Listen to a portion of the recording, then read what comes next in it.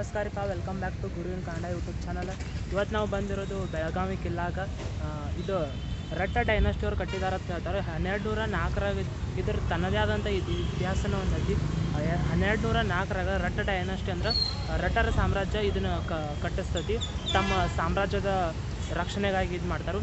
ಇಲ್ಲಿ ಬೆಳಗಾವಿಯನ್ನು ವಿಜಯನಗರದ ಅರಸರು ಮತ್ತು ಹೊಯ್ಸಳರು, ಚಾಲುಕ್ಯರು, ರಟ್ಟರು, ಅನೇಕ ರಾಜಮನೆತನಗಳು ಇದನ್ನ ಆಳ್ವಿಕೆ ಮಾಡಿದರು.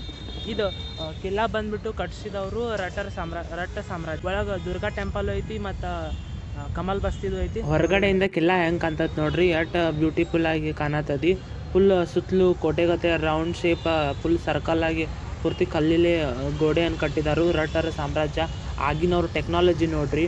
ಇದು ದುರ್ಗಾ ಟೆಂಪಲ್, ಒಳಗಡೆ ದುರ್ಗಾ ಟೆಂಪಲ್ ಐತ್ರಿ. ಇದು ಹೆಂಗೆ ಎಷ್ಟು ಮಸ್ತ್ ಕಟ್ಟಿದ್ದಾರೆ ನೋಡ್ರಿ ಇವ್ರ. ರಟ್ಟ ಡೈನಸ್ಟಿ ಅಂದ್ರೆ 1204ರಾಗ ಅವ್ರದ್ದು ಒಬ್ಬ ಅಧಿಕಾರಿ ಇರ್ತಾರೆ, ಬಿಜ್ ರಾಜ್ ಅಂತೇಳಿ. ಅವ್ರು ಇದನ್ನು ಬಿಲ್ಟ್ ಮಾಡ್ತಾರೆ 1204ರಾಗ.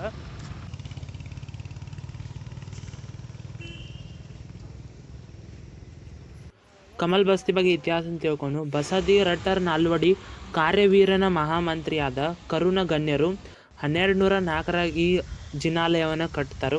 ರಟ್ಟರಿಂದ ಕಟ್ಟಲ್ಪಟ್ಟ ಕಾರಣ ಈ ಜಿನಾಲಯವನ್ನು ಆಗಿನ ಕಾಲದಾಗ ರಟ್ಟರ್ ಜಿನಾಲಯ ಅಂತಿದ್ರು. ಇಲ್ಲಿ ಮೊದಲ ಶಾಂತಿನಾಥ ತೀರ್ಥಂಕರ ಅವ್ರದ್ದು ವಿಗ್ರಹ ಇತ್ತು.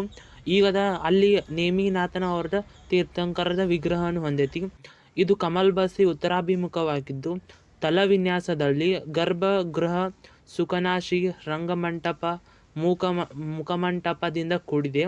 ಕಮಲ ಬಸ್ತಿ ಆಕಾರದಲ್ಲಿ ಅದು ಮೊದಲಿಗೆ ಶಾಂತಿನಾಥ ರಟ್ಟರ್ ಆಗಿನ ಕಾಲದಲ್ಲಿ ರಟ್ಟರ್ ಜಿನಾಲಯ ಅಂತ ಕರಿತಿದ್ರು.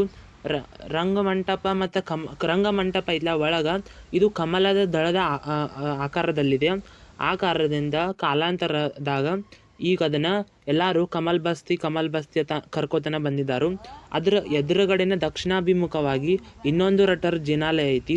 ಇದನ್ನು ಯಾರು ಕಟ್ಟಿಸಿದಾರೆಂದ ಉಲ್ಲೇಖವಿಲ್ಲ. ಬಟ್ ಅದ್ರದ್ದು ಏನು ಸುಳಿವು ಗೊತ್ತಿಲ್ಲ ಯಾರು ಕಟ್ಟಿಸಿದಾರ. ಬೈ ಗಾಯ್ಸ್, ಇಲ್ಲಿಗ ಬ್ಲಾಗ್ ಎಂಡ್ ಮಾಡ್ತೇನೆ. ಈಗ ಟೈಮ್ ಬಂದ್ಬಿಟ್ಟು 10:30 ಗಂಟೆ. ನಮ್ಮೂರು ಸನೆ ಬಂದಿದ್ದೇನೆ. ಇನ್ನೂ ಒಂದು 15 ಕಿಲೋಮೀಟ್ರ್ ಐತಿ ಇಲ್ಲಿಂದ ಟ್ರಾವೆಲ್ ಮಾಡಬೇಕು. ಓಕೆ, ಮತ್ತು ರಾತ್ರಿ ಆಗುತ್ತೆ. ಬ್ಲಾಗ್ ಎಂಡ್ ಮಾಡೋದಾಗ ಗೊತ್ತಾಗೋದಿಲ್ಲ, ಅದಕ್ಕೆ ಬ್ಲಾಗ್ ಎಂಡ್ ಮಾಡ್ದೇನೆ. ಬಾಯ್.